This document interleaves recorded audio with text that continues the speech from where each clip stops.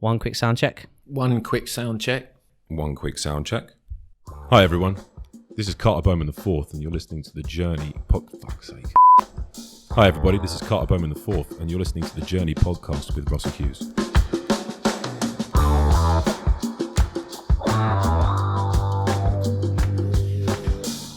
Hello and welcome back to the RH Journey podcast. I'm joined today by a very special guest, one of my old time friends, and I thought it'd be very fitting since we've had a bit of a long break with this lockdown, COVID, going into Christmas. I thought what better way to bring the energy back, the excitement, back to the podcast, bringing, people's lives and journeys, giving insight into how people got to where they got to, giving some real insight into the obstacles, the pathways that they decided, the forks in the road, how they dealt with that. And yeah, there's no better place to start than one of my oldest school friends, Jean-Michel Gashirahamwe. What's going on, people? What's going on, John? Finally happy to be here, man. Yeah, I know. Literally, we've been talking about this for a hot second. Yeah, I know. It's taken a while, but we're finally hearing it. Yeah, man. I'm truly excited to have you back. One of the first guest after lockdown 1.2, 2.0. Yeah, man. Thanks for having me. It's an honor to be here, man. Doing great things, isn't it? Yeah, trust me. I never would have thought we'd be sitting there on a podcast, innit? Just chatting, yeah, man. Wicked. Trust me. Cool. So let's dive straight in. Can you tell us a little bit about yourself? Tell us about your job currently. Like what do you do? Yeah, man. So like Russell said, my name is Jean-Michel. I currently work for the youth offending team for the Borough of Wandsworth. Nice. I'm the education, training and employment advisor there. Been in this role for about 3 years now. Okay. Really enjoying it. I work with 16 to 18 year olds who are either, let's say, on cautions, just entering into the criminal justice system, to those who are actually in custody and coming out. Mm-hmm. So yeah, man, I really enjoy this job. I'm here to, to kind of give back and to try and affect some positive change to the young people around me, innit? So yeah, man, I really enjoy this job. Really rewarding. I'm happy to be where I am, obviously. Yeah, cool. Well, can you tell me a little bit about how did you get into the role? What led you to sort of wanna give back to get into this? Yeah, no, because obviously, I think it's really important. We've always wanted to give back to the community, and this is quite an important role. Helping young people who might have gone off path slightly. Yeah, man. Is that right? Yeah. No, you're perfectly. So what it is, I had never actually set out to work in the youth offending team. I'd always had a passion for the criminal justice system. Yeah. For how things work, the law. Initially, I always wanted to get into law. I think I remember. Yeah, but obviously that never materialized. I don't even know where to begin because this story is it's got so many twists and turns. So well, why don't we just, we told everyone what you do. Come on, let's just go there. Cool. Let's go straight to the beginning. Right. Cool. So where were you born? Cool. Let's go straight there. Cool. So I was born in East Africa. I was born in Burundi. My dad's from Burundi. Okay. And my mum's from Rwanda. Yes. East Africa, the east side, near Russell's hometown, Kenya. Repping East Africa on this podcast so far. Yeah, West man. is going to get represented, don't worry, guys. Central, soon come. North, East, South, all over the world. Yeah, man. So I grew up in East Africa. I was in Burundi. I was there until maybe about 4 or 5, and then I moved to Congo for a little while, actually. Okay, Central Africa. Yeah, near enough. Yeah, so it's like borders the east, central borders east. Okay. I was there for a while with my sister and my mum, and we were there just before the genocide. So essentially, I got to the UK.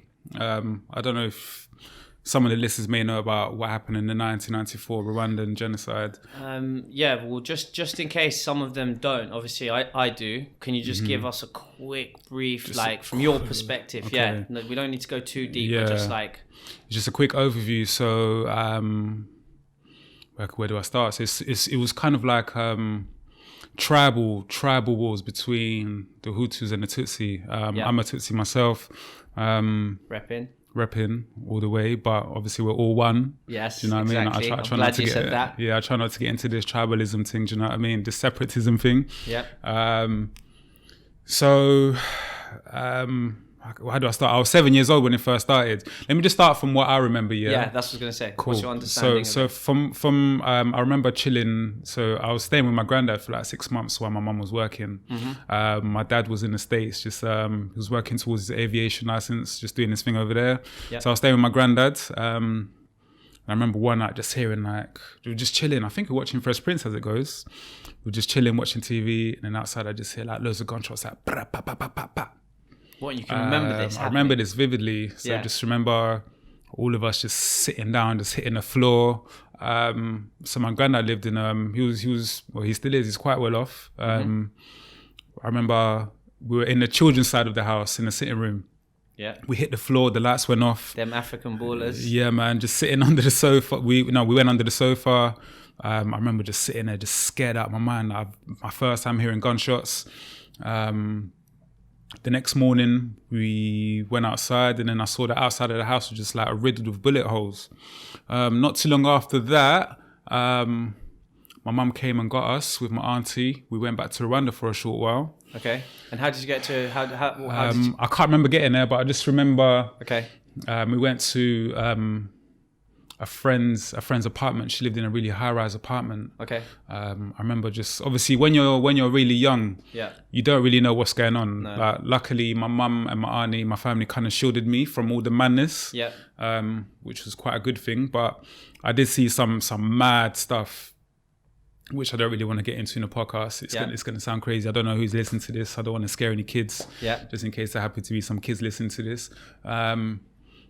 So fast forward, I remember my granddad, he bought us some airplane tickets, put us onto a plane. I remember it was Air France, us landing in Heathrow, just seeing that big satellite. I don't know if everyone's seen that big red satellite that's just spinning. So these are my first memories of the UK. As a young kid, so how old are you? So I was 7. So yeah, of course, this is like the prolific things that you're going to remember from obviously migrating from home. By the time I was thinking, it's my first time on an aeroplane, so I was thinking it's a bit of a holiday, even though I'd seen some mad stuff. Like I said, I was very shielded to what was happening. So we get into the UK, fresh. Fresh off the plane. Yeah.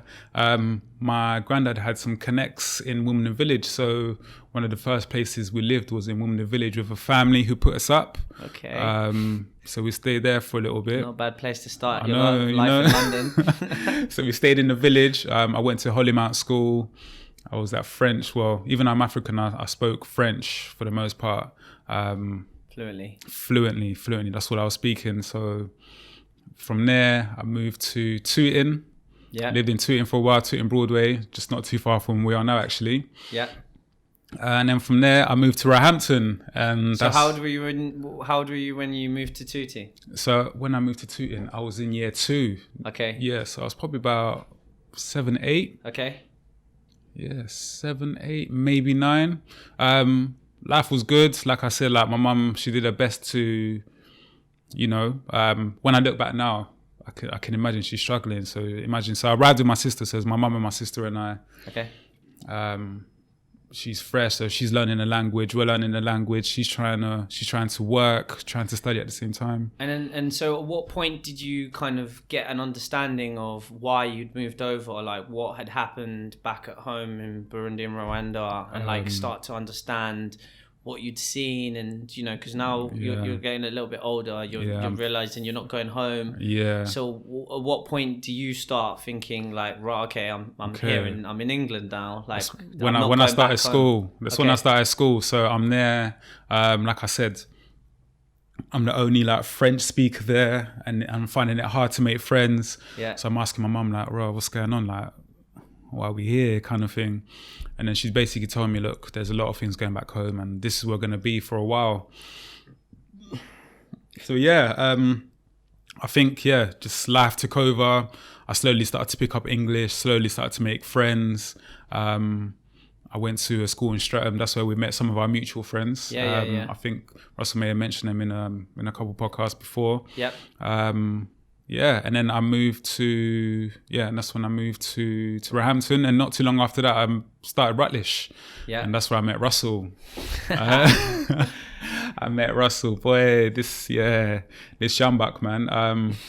He was the smallest in the class, but he never took it from anyone, innit? And we had a lot of similarities. So, like I said, we were both from the east side. My mum spoke Swahili, his mum spoke Swahili. We both had one younger sister each. So from very young, we had a lot of similarities. A lot in common as well. And we were both born in Africa. Both born in Africa. Migrate for different reasons. Exactly. So that's how Russell and I established common ground. Okay. Which is cool, man. So Russell and I would roll deep from year 8. That's from year 8 till today, like, you know. Yeah, man. Yeah. Man, that was such a interesting beginning to your life, you know, before I met you and became good friends. I mean, so just to quickly touch on a couple of things, because I think it's important for our listeners to sort of get an understanding. So firstly, you know, for those that don't know, there was a genocide that happened in Rwanda, as John said. Can you just elaborate just a little bit, like the tribal thing, what actually ended up happening? And actually, what's the state of affairs now?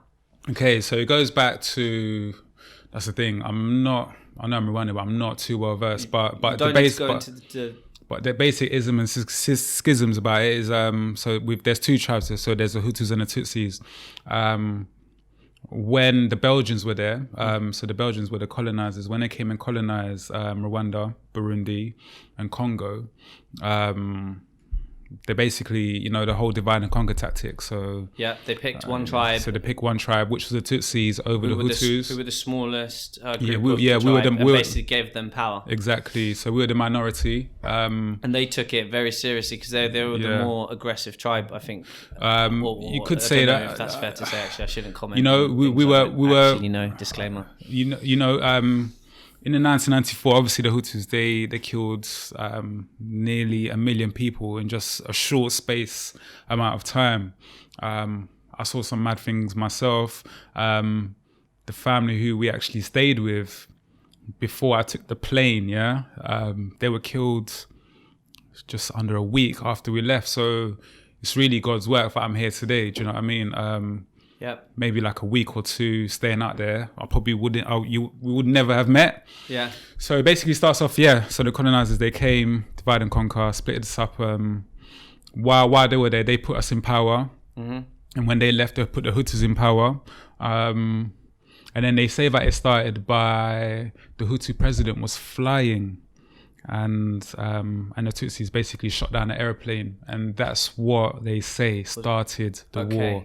But fast forward to today, Rwanda's doing amazing. Yeah, that's what I wanted to kind of get into. Your sister is currently in Rwanda now.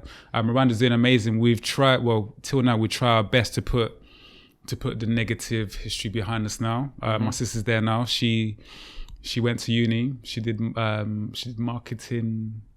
I think she did like law and marketing. Yeah, definitely want to get Sam on the show at some point.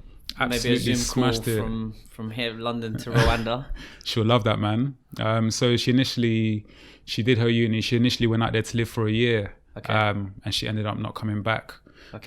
So she's got a government job out there now. She leads in, you know, in promoting Rwanda. So if you see what's going on with Arsenal right now, visit Rwanda.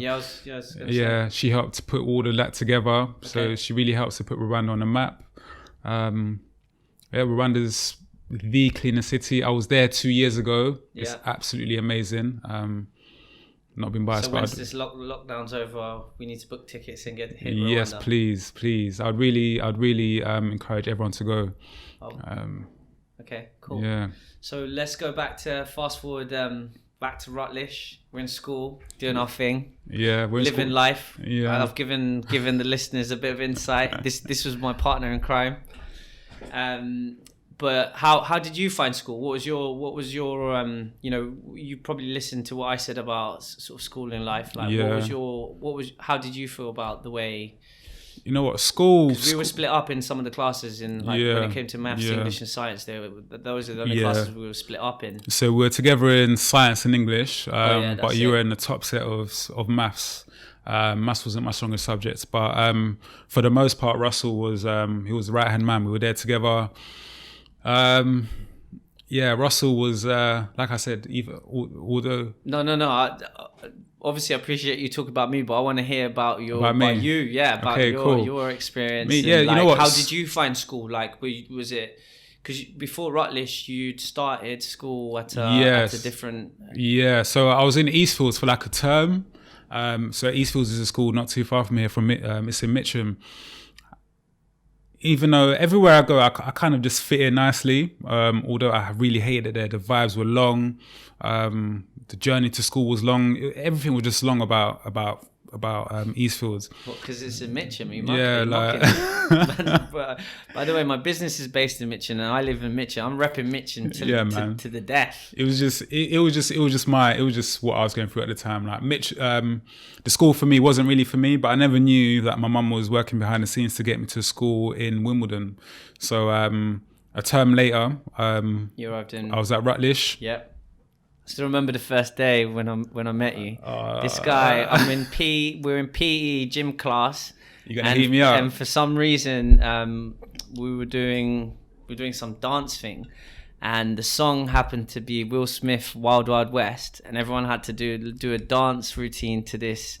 And this guy, who I've never met before, I think the first class he comes into his PE, and he just starts busting all these moves, and I was like, "Rah, okay, who's this character?" Yeah, you know what? I've always liked dancing. I've always loved dancing.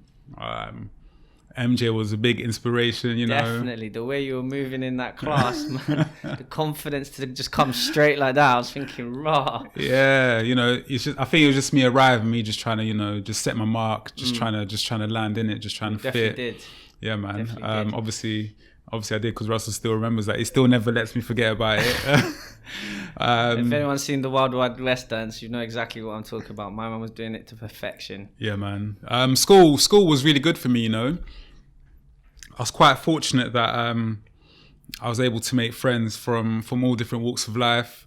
I think that was one good thing about Rutlish, even though it was relatively quite a rough school, and both our mums decided they're going to send us to an all... it was a rough school?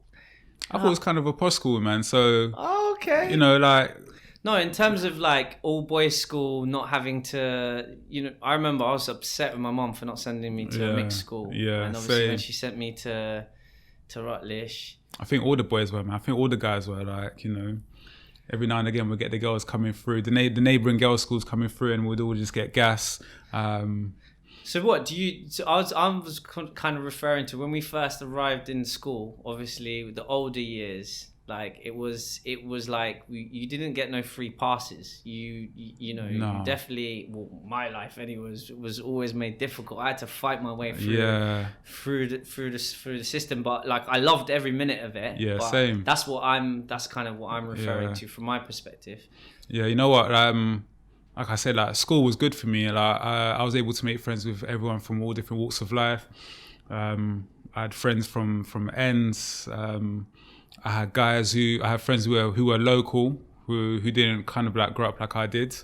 I grew up in Roehampton on the estate. And I had friends who had a really nice upbringing, but I was able to kind of, just slide in and out of both settings. I was cool with the teachers. I was cool. You know what, like school, I don't know what it was, man. I had an all right time in school. Do you know what I mean? Every now and again, you might get into a bit of a ruck, a bit of disagreements, but for the most part, so it had a positive impact on you moving forward. Okay, cool. Like teachers, they didn't really give me a hard time. I think because in my nature, I was always kind of like just chilled. Yeah. Just kick back. Okay, Do you know what I mean? So then fast forward after Rutlish, went straight to... Yeah, so we went to Richmond College. Yes. Although Russell and I, we went to the same college, we did different courses. So Russell went into business, if I remember correctly. Business. Yeah, Russell went into business. I went into study film studies and media studies. Yeah. Foolishly thinking about, Yeah, so about that, what was your decision? What made you think you wanted to get into film studies? Because, you know, part of this podcast is hopefully to give insight into younger people, into each person's journey. So, like, trying to understand the mindset, why you picked that. What did you take away from that? Because, you know, I think for me, as I said on the podcast, the beginning of life is really important, and especially you as a yacht officer. Like, what do you think are the key elements that you take from each thing? So, like, what did you take from Raleigh, then what did you take from college, then what did you do after that? Sort of just trying to tie the whole thing together. Okay, in school, like I said, because in school, I was pretty cool with all the teachers. Like, they would push me to, right, John, like, this is what you need to do. So I left school with most of my GCSEs, which was kind of a blessing. But then that's when I started to make some poor decisions. They weren't all poor decisions. So, for instance, when I went to Richmond College, I picked film and media studies. But foolishly, I picked film studies because I thought, you know what, it's going to be easy. Just kick back, watch a few films. Really? You know? Is that why you picked it? Yeah. Like, Okay, I liked films. I was thinking, you know what, I like film studies. You know, for the most part, just going to be kicking back, watching a few films. I did a bit of media, same sort of thing. And I also did sociology. This was my opening. I really enjoy sociology, you know. For those who don't know, sociology in brief is like the study of society. Study of society essentially. And I picked these because at the time I had no guidance. And just to say, because at the time, like, my mum was still trying to find herself. My mum was really happy that I got my GCSEs and I was looking to go to college, but she didn't really guide me in, okay, you know what, son, I really encourage you to study this, because if you study this, then once you get to university, you can study this and that. So foolishly, I picked sociology. No, I really enjoyed sociology. I mean, I picked film studies and media. Although I did all right in that, I knew it wasn't for me. So the following year, like Russell said in one of the first podcasts, we ended up going to Gashirahamwe College. Yeah, that was me kind of following you, because I didn't know what I wanted to do. You ended up picking... health and social care. And even then, I remember briefly looking over the modules and thinking, you know, this would be interesting, but we weren't thinking 5 steps ahead like we should have been. Definitely. We're thinking that the class is full of girls. Yeah, at the time, class full of girls. So at the same time, I knew the modules would be a touch, essentially. I kind of enjoyed what they were going on, but I still didn't really know what I wanted to do. And I said, Russell, you know what, just come with me. I'm quite surprised that he came with me, because he was doing the writing business studies as well. But like I said in the beginning, like, Russell was like my right hand man in it. So kind of where he went, I went. Where I went, he went. So we went there. I did all right, and I always remember. I rate Russell, because not too long after that, he went and done his electrician thing. Was it in Stockwell? Or behind Stockwell? Yeah, no. After the first year, I kind of... Because remember, obviously, you said you were going to go do it. We looked at it. And the reason why I ended up thinking it was okay, because everyone was always like, oh, you're good with people. This would be a good avenue for you to explore that skill set that you had. And, like, obviously, it was fun times being with one of my best friends, just rolling through. Yeah. But it soon dawned on me that it wasn't my thing, and I wasn't enjoying it. And obviously, I smashed, did all the coursework like we had to. We always did our thing, but I think for me, I realized at that point, I was like, right, okay, this is not for me. Yeah, but for me, it was more. A lot of the stuff, obviously, as the title says, health and social care, you have to be kind of like a really social person. And I've always enjoyed helping people in any way which I can. So I took a lot from that. And like I said, just going back to the beginning of this podcast, where I've always had an interest in the criminal justice system. That's what led me to pick I started off firstly studying criminology, just straight criminology. I went to Middlesex University. Middlesex was cool. I did my thing. So is this straight after? So straight after Gashirahamwe College. Okay. I decided I got my grades. I smashed it. And then went straight into uni. Straight into uni. So I attended Middlesex for the first 2 years. Things were going really well. But as you know, once you get to university, that's when, like, you know, you become an adult, and you're trying to figure out who you are. Trying to figure out who I am, and I ended up, you know, just partying a lot, getting involved in things that I shouldn't have been, you know, just can I say on this podcast?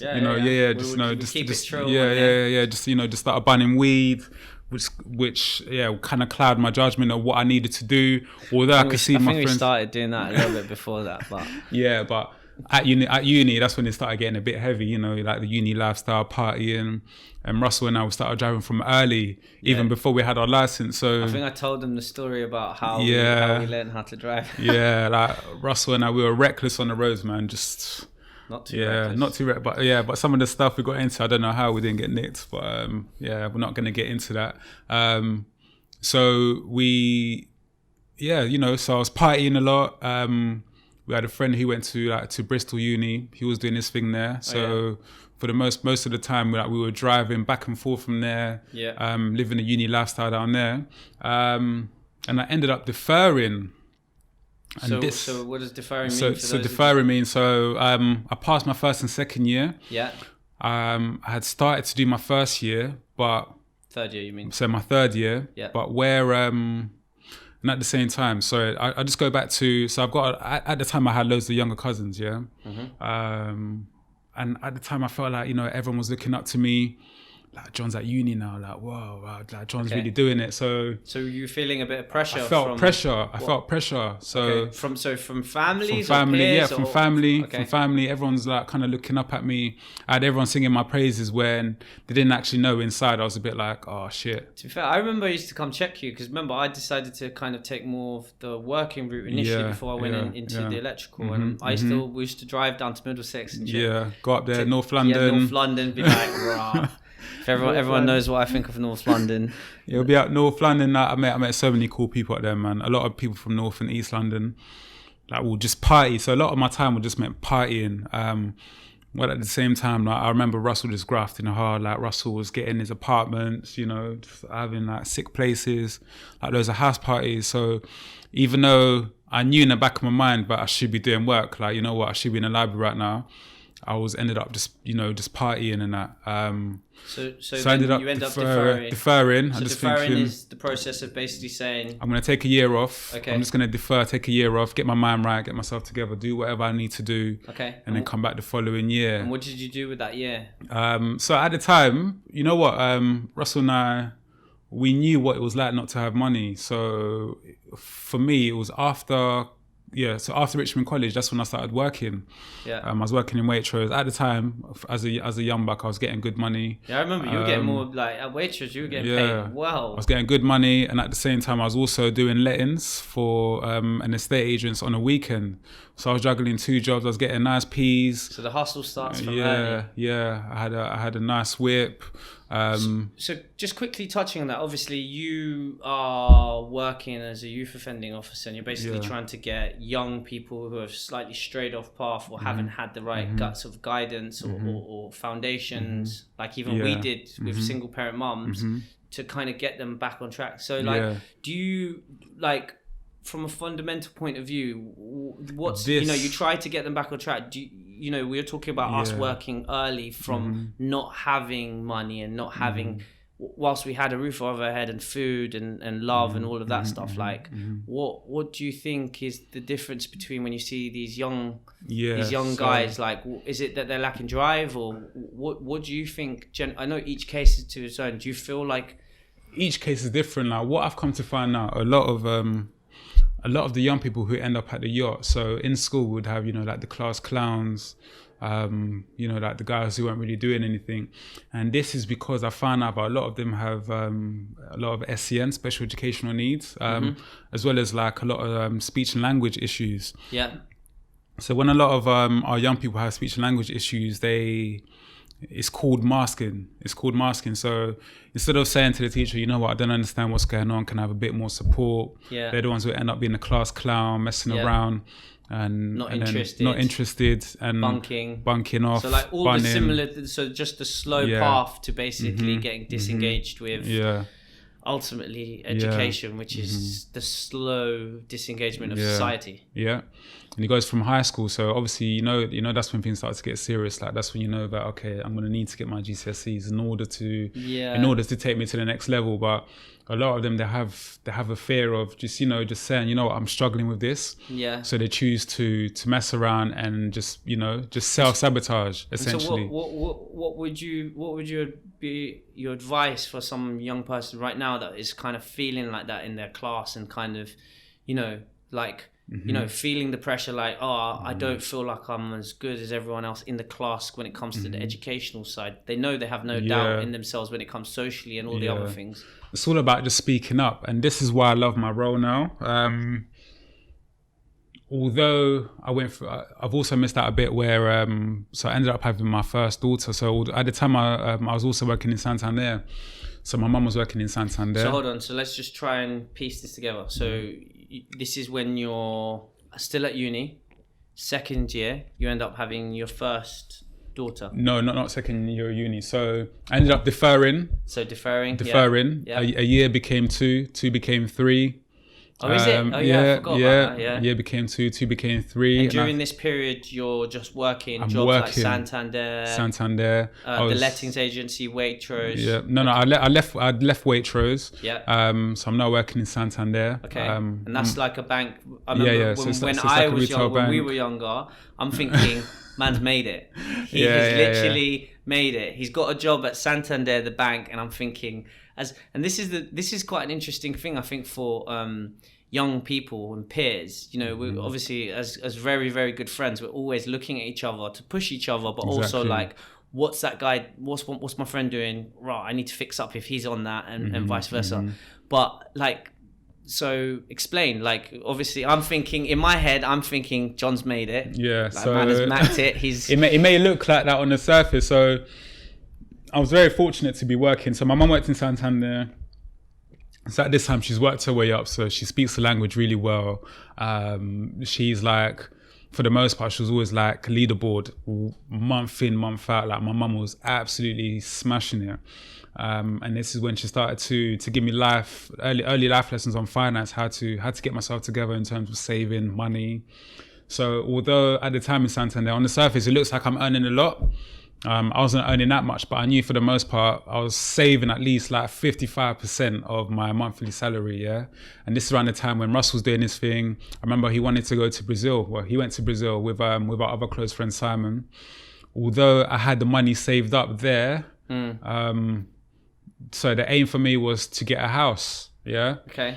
I never knew this, Yeah, so that's why you didn't come? That's why I didn't come. Okay. So the money was there. You were stacking to. The money was get there. Yeah. So for me, it was more live broke, have money, but act broke kind of thing. Yeah. I remember going through that period. It's a period when you're younger where you initially get a bit of money, you spend it, then obviously your mum and others, or you remember what it's like not having money. So then you go the complete opposite spectrum of it, where it's just like you're earning all right money, and it's just like you go out with a £10 note. Yeah, even if I have money, even till now, even if I have money, I don't need to spend the money. So I've got children now. So whenever you get money, whenever we give the money, spend half, save half.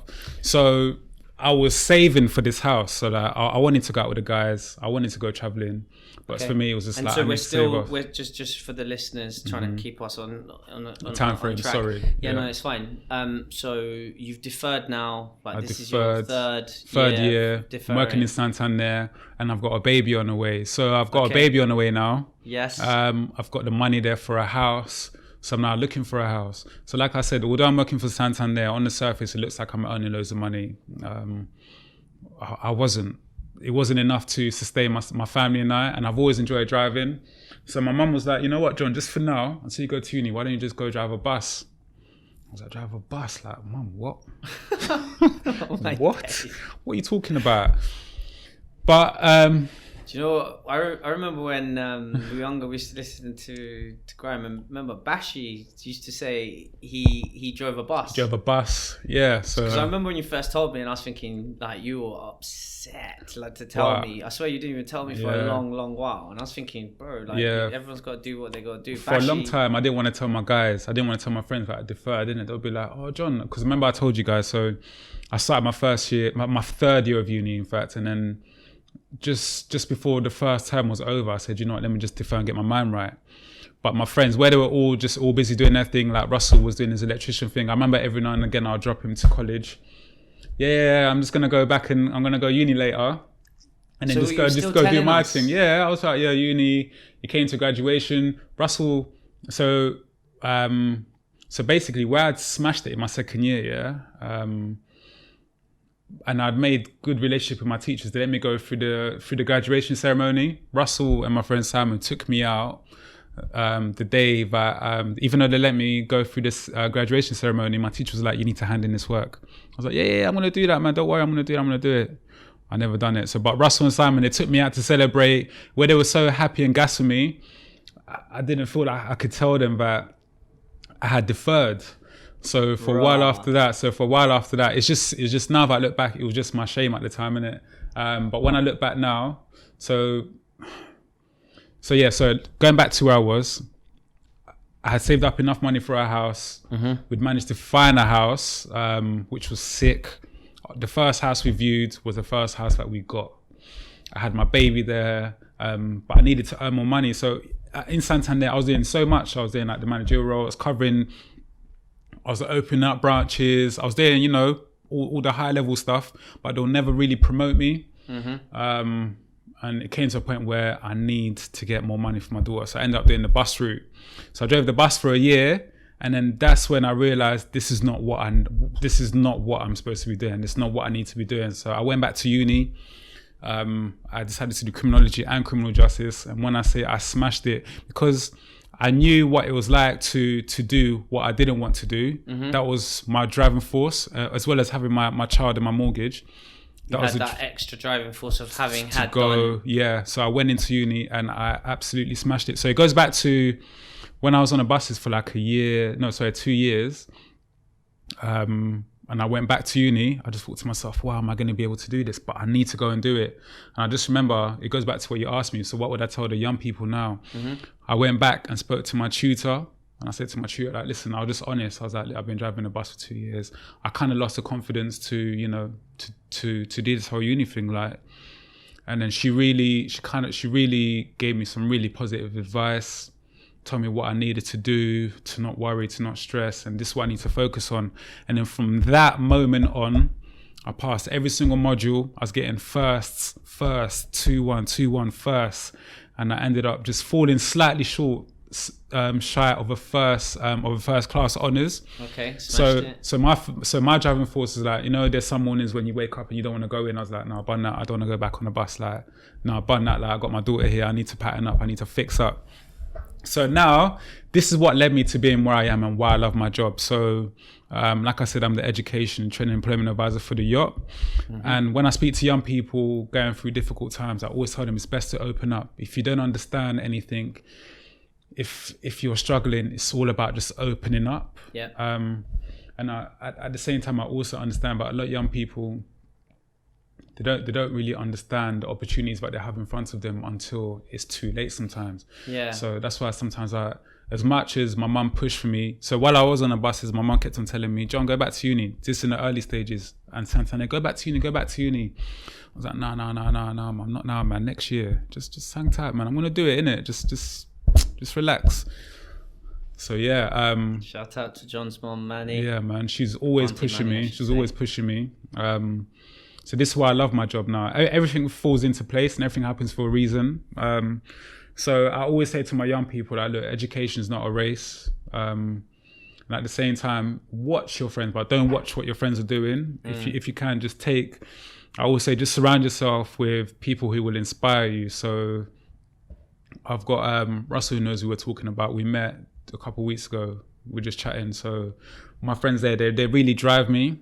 Where I see them doing well, I always leave feeling inspired to like, okay, cool. You know what? This is what I'm going to do. Even when it comes to things like Bitcoin, things like, stocks and shares, like where we're going to put our money, all of this. I think we've got to do a little episode. We'll just touch on this. That Jean-Michel is an investor of Bitcoin now and stocks and shares. Yeah, man, just a little bit. Come on, from buses to investing in Bitcoin. Come on, we've got don't underplay this. Yeah, man. So what? So But- just for the listeners, just quick, your understanding of Bitcoin. What is Bitcoin? Just like layman's terms. So, yeah, just like what made you get into it? What it is to you, and then we'll move quickly on. So, no one shoot me for if I explain this wrong. So in my mind, like Bitcoin is an alternative currency, digital currency. Store of value. Yeah, so store of value. Yeah, There's a lot of tech behind it, like blockchain technology. We first got into it, was it 7 years ago? I remember going into Woman in Village with friends, going over for drinks, and I was talking about Bitcoin. This is when it was probably like $2,000, $3,000 I did, by the way, I something ridiculous. Disclaimer, I like was that, definitely yeah. not in Bitcoin at that age. I only recently just got in because Jean-Michel was going in, and I was like, right, I cannot be. This is the beauty of having as friends, as John just described, and surrounding yourself with people who are constantly, pushing themselves like we do. It inspires each other. Yeah. I also had a cousin who, big up Daniel, he'll probably hear this. I'll send this to him once this is out. Yeah. He came from Philadelphia to come and check me. And his whole trip was funded by Bitcoin. So what, did you get into Bitcoin that early? Young, I was in Litecoin. No, but from young, but I didn't really you hold know. on to it? No. Oh, I took my money out. I didn't want to talk Okay. about that. When I look at what some of these altcoins are worth now, and I took my money out because I think I wasn't doing anything. I'm kind of shooting myself. Altcoin is an alternative coin yeah. to Bitcoin. So we can say that Bitcoin is the gold standard of crypto. Okay. And then Ethereum, Litecoin will be like the silver, the bronze. And then it. Yeah. Okay, I think we could do a separate episode. I'll probably try and get some good friend who's an expert on it to come in to educate us and the youth of today. So kind of going back to sort of where we left off. So we've got a young man who's born in Burundi, went to Rwanda for unforeseen circumstances, unfortunate Ended up in circumstances. Congo for a bit. End up in the Congo. Then we go straight to London. Straight to the UK. Yeah, initially quite young, don't understand quite why you're there. Then start to realize, go start the schooling system. School for you was great. It was great. Yeah. But what we lacked was guidance. Yeah. And this is what I think is really important for our young people. We need to guide them. So sometimes I say to our young people, you don't always have to go to uni. So for example, I didn't go to uni. Russell didn't go to uni, and he's absolutely smashing it now. So Russell, in fact, I tell a lot of my young people about Russell. In fact, when I first started the job, Russell actually came with me to Feltham Young Offenders Institution to interview one of my clients, who at the time really wanted to get into construction. So Russell actually came to the prison to do an interview.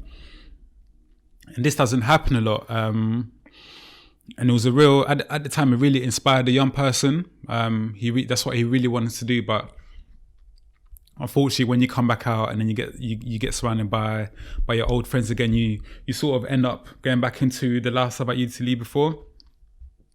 But at the same time, I always say to my young friends, like, university is not always the way. If you're good with your hands, if you're intelligent, like Russell could always crunch numbers. You could always be an electrician, a plumber, a labourer, and then just build a carpenter and just build your way up from there. So I always push for, what are you good at? I think for me, that's like one of the most important things, and more than anything, this is what I hope this podcast tries to bring value to, obviously young people, but even older people who are looking to try retrain or been stuck in a job or whatever. I just hope that people realize, like, you know what I mean? It's never too late. It's never too late, exactly. Just take a risk. Obviously, just make sure that everything's in order before, whether if you've got a mortgage, children, just make sure that you're still able to, to cover those bills. But for our young people listening to this, just know that firstly, education is not a race, and don't watch what your friends are doing in a sense, but try to draw inspiration from your friends. And I always say to my young people, just try to surround yourself with people who are doing well, even if that means it's one friend at a time. Well, they do say that, show me. I remember my mum used to say this to me, and I said, "You allow me." But allow me. Like, we understand now. But I understand now fully. Show me your friends. Show me your 5 friends, and I'll show you who you are. Yeah. And I think that's very true. Do you know what's funny about when we grew up was, obviously both our mums were strict, and in a way we'd want to escape our own homes, but then we just go straight to the other one's home, and it was exactly the same operation running. Exactly the same. Auntie Esther always had us. Yeah, you know what? For the most part, I'd always spend my time at Russell's house. Like, Auntie Esther would always look after me. She always had our back.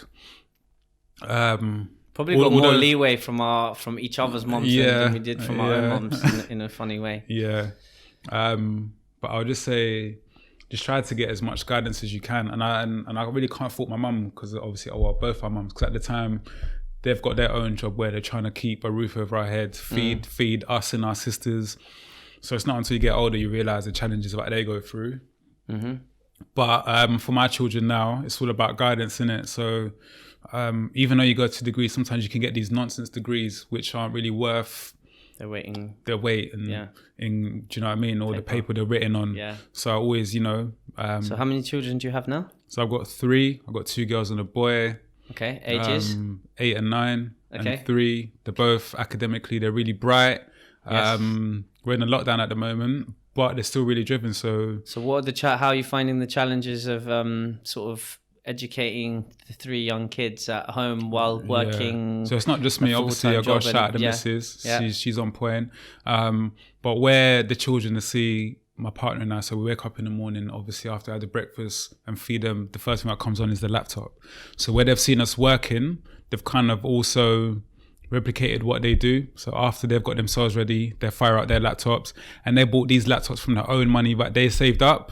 Okay. So it goes back to what I said in the beginning. Yes. Spend half, save half. Okay. So you've really driven that home with your own children. So they were able to buy like really nice laptops. And do you think it really does start at home at a young age? 100%. It's just like 100%. Starts at home. Although I also understand, because I've been to your house before, and I've thought to myself like, bro. Russell used to say that I run like a tight ship. Like a tight ship is an understatement of what this guy's running in his yard. Like, wow. But it's important. But no, it is really important. And the most politest, like happiest children I've seen. But you do seem scary sometimes when you're telling them what to do. But I think that's what dads do, though. We've got to be there to discipline the kids, and I take away a lot from my job, because I've learned a lot from my job as to how my young people are falling behind. I always try to make sure that my children never go down that way. So you think it, because sometimes I've thought, maybe I don't think you see other people's how they are with the children, the kids is just running riot around them, circles, doing whatever they want. Mine. I know. Never. And that's why I'm wondering, I'm thinking, I haven't had kids yet, and I'm thinking, okay, now I've seen you and how well behaved and just how delightful your daughters and your son is. I'm thinking there's definitely, but you have to find that balance. We're not trying to raise children but are scared of us, but we have to raise obedient children who understand the importance of education. At the same time, we have to hold ourselves accountable. So we're not perfect. Like when we become parents, like we're not given a manual. So when I do things wrong, it's all about apologizing. Do you know what I mean? Yeah. And explaining, this is why I'm hard on you. This is why I want you to do this. Okay. So when we're growing up, our parents say, "You're not doing this because I said so." Yeah, exactly. I remember. There's no explanation, like because I said so. I'm your mum. Like, don't chat to me. But they didn't talk that way. Even to this day. Yeah, like I'm your mum. Don't why are you even asking me questions? But it's all about learning from where you've come from, and that's what I try to do. So my mum. So although my mum, she loved me, I rate my mum because she showed me about finance. She showed me about credit, the importance of credit. Remember I wanted to go and get my golf? Yeah. There's some idiot guy sat there and he said, "Oh, you know what? I didn't think your credit will go through." When I think back now, I think this guy's an idiot, But that's because I was on point. So from young, I had paid my own phone bill, managing my own accounts, all that shit. So it takes guidance from those closest to you, whether that's your mum, your uncle, your auntie, your peers, as long as it's positive. Yeah. So yeah. Okay.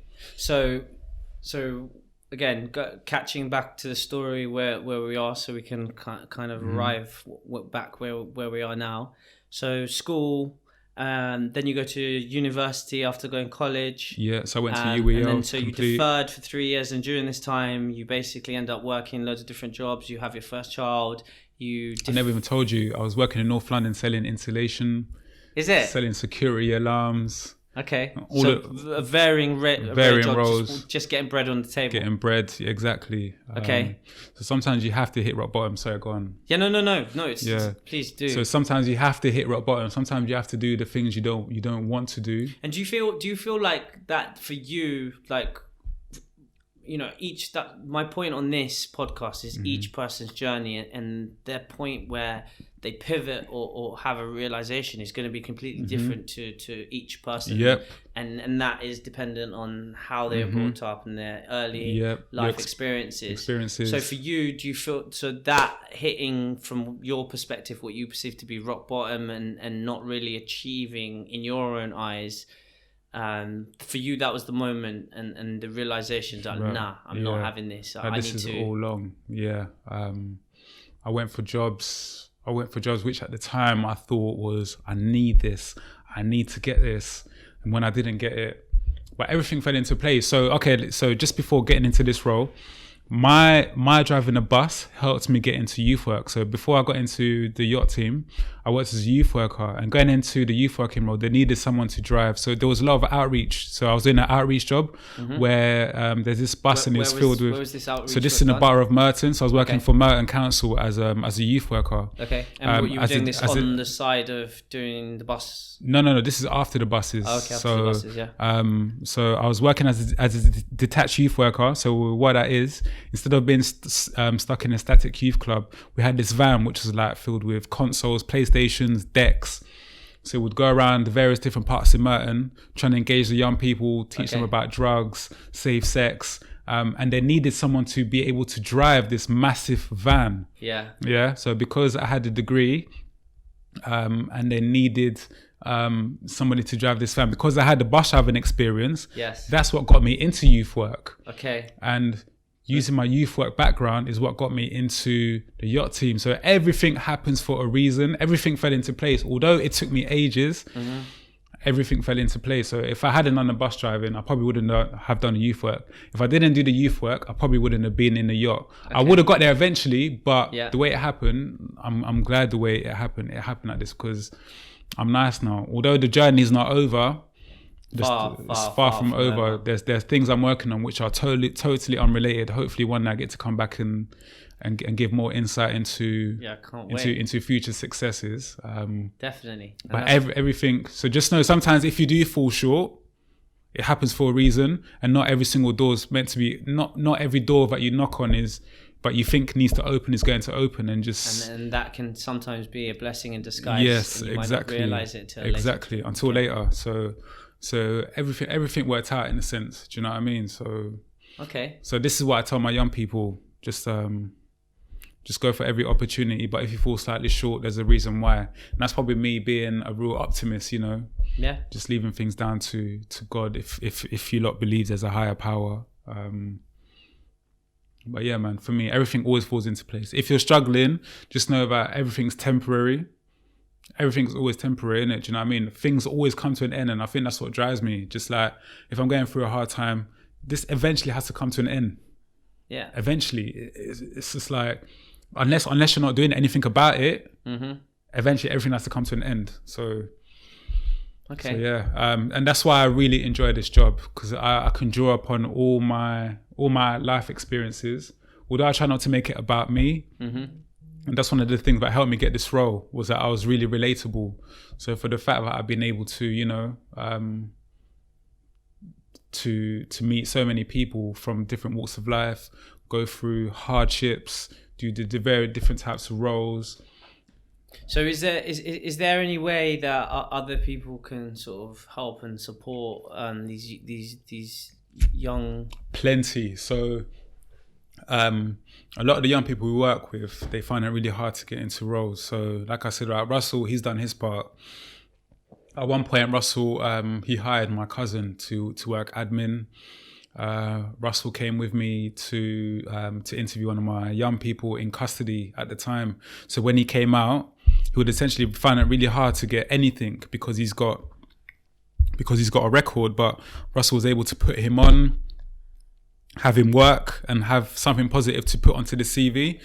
So I'd really encourage if there is anyone who has a business if there is anyone who has a business and is willing to take a young person on, whether that's just a 2-month work experience, just so it's something that can empower them, something so they can learn a new skill and they can have something to put onto their CV and hopefully a reference.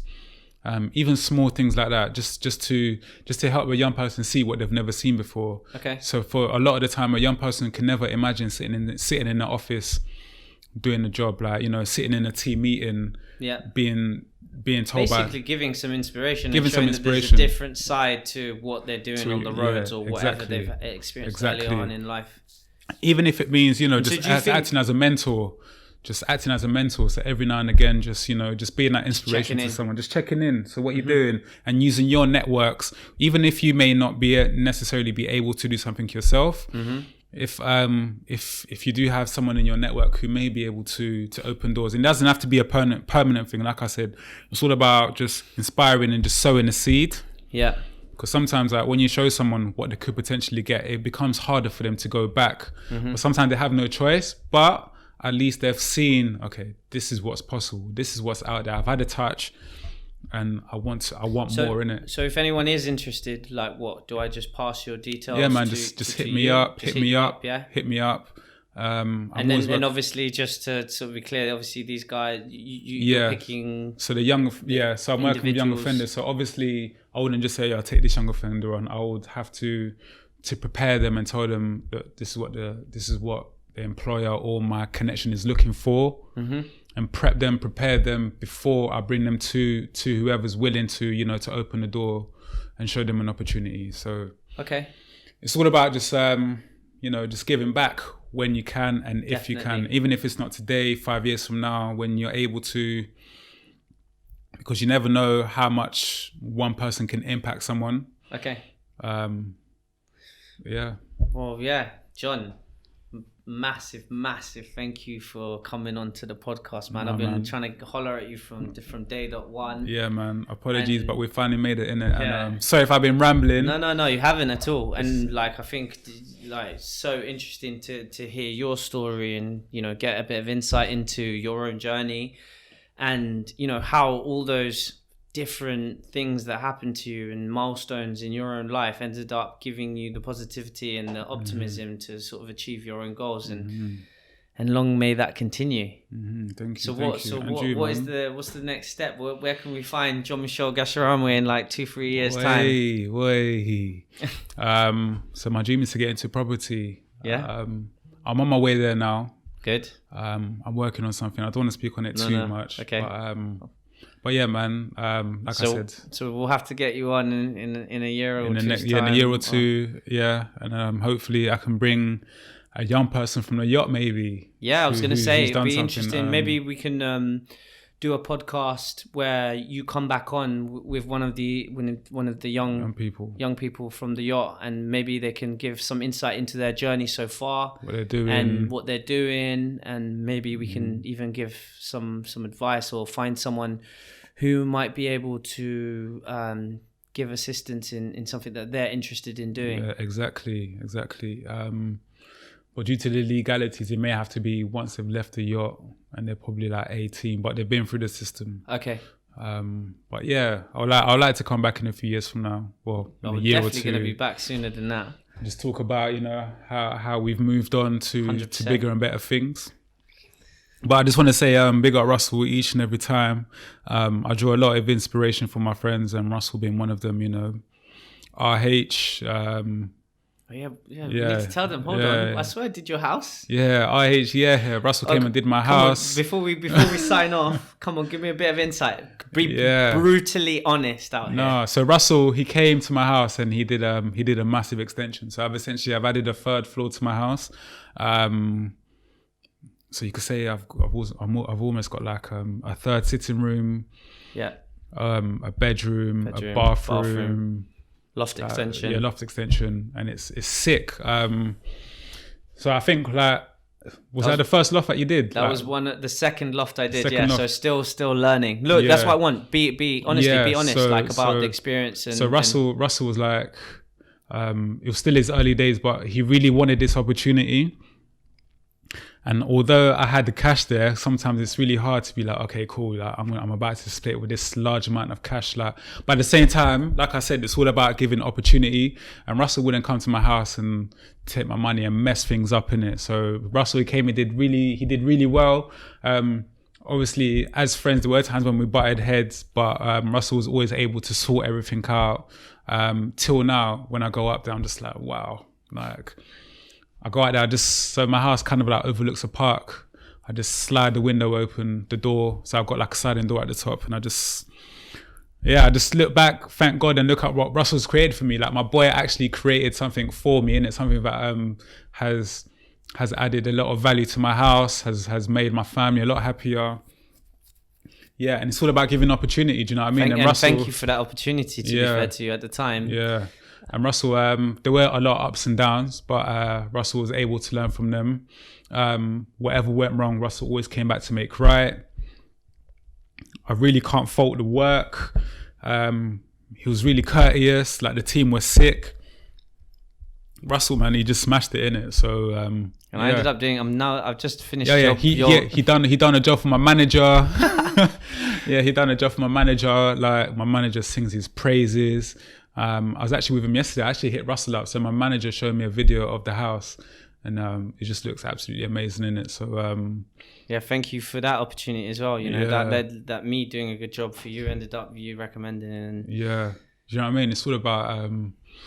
It just shows how it opens doors. Just you kind of took a risk on me. I took a risk as well, doing the job, and it's paid off dividends. And that's why I would never have recommended my manager to Russell if Russell had messed up my house, innit? Do you know what I mean? So RH is even to just be sitting in his office now, coming from where we came from. Russell's he's doing well. He's got his business. Just to see that he's got a whole team. He's wearing a hoodie right now with RH on it. He's got the fly whip outside, like the Tesla, you know, that's goals, man. So he's doing well. So just I'd encourage everyone to just take their own journey. Not everyone's journey is going to be straightforward. Mm-hmm. Just take what you can from everyone and try not to watch too much face. Just try to draw upon inspiration in it, and just remember that it's not a competition, but just try to look at it as more as inspiration. And everyone has their time. And it's not a race, and I think that's what a lot of the young people forget. And one of the things that Russell always told me is that there's no shortcut to success. There isn't. So my loft was Russell's second loft, and he did a lot of learning from that.